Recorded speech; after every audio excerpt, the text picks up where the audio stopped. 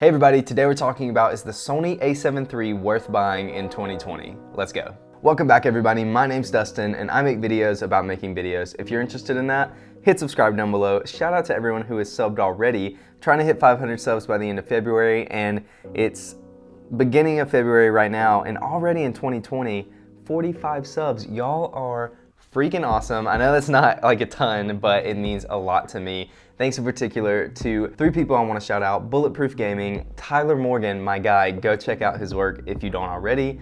He's phenomenal. And Jerry Garcia, thank you all so much. I like to shout out a few subscribers at the beginning of each video because there's no way I can really reach out to you personally and message you. Thank you and thank the rest of y'all. But let's talk about why this is such a good camera still.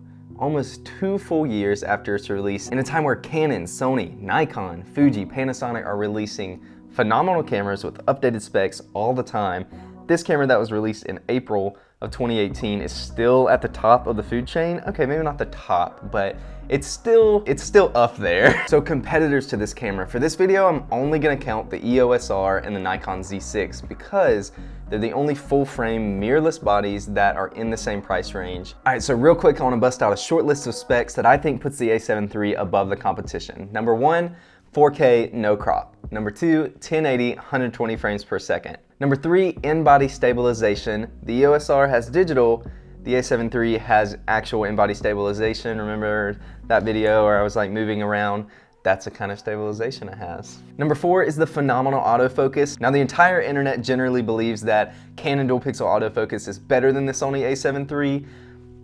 It probably is, I kind of believe that too, but I don't think it's by an extreme amount. I think it's pretty minuscule when it comes down to it. Did I say that word right? I think it's pretty minuscule when it comes down to the difference in the autofocus capabilities between the EOS R and the A7 III. And if you look at these features, the A7 III has them all in a way that, for me, beats out those two cameras. It beats out the EOS R by having 1080, 120 frames per second, and it beats out the Z6 by having better autofocus. It beats out the EOS R and having no crop in 4K, and it beats out both cameras by being better in low light. So aside from the specs, let's talk about a few reasons why this is such a good camera to get in 2020. Number 1, we're gonna talk about price. So the A7 III goes for $1,800 brand new right now, which one is a great price, a few $100s less than it was when it first came out. Number 2 is we're pretty sure that we're getting an A7S III, an A7 IV, something in this full frame Sony Alpha World this year that's gonna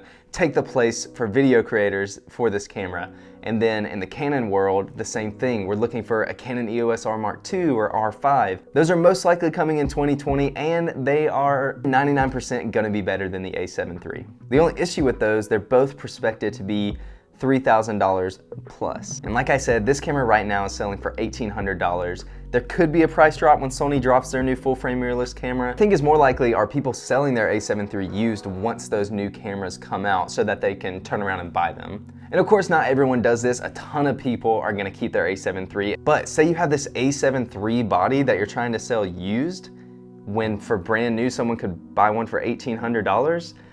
I mean, depending on the usage, that turns into a $1,500, $1,600 A7 III full frame, 4K, 120, great autofocus. I mean, that could be pretty awesome, I'm not gonna lie. So the second reason goes back to the specs. I really think the features this camera has will hold up in 2020. For a majority of content, especially internet content, 1080 is still the standard. You don't need 4K 60, you don't need 4K 120. This camera has 4K 24, which you can get some nice talking headshots, anything full speed. But if you need to use 1080 60 or 1080 120 in 2020, that is super acceptable, at least right now. I mean, it's the beginning of the year, it's February, 4K may take over. But overall, again, especially for internet creators, I don't think that 4K is absolutely necessary. Now, don't get me wrong, I love 4K. If I had 4K 60, I'd be shooting in 4K 60 and 4K 24 for absolutely everything.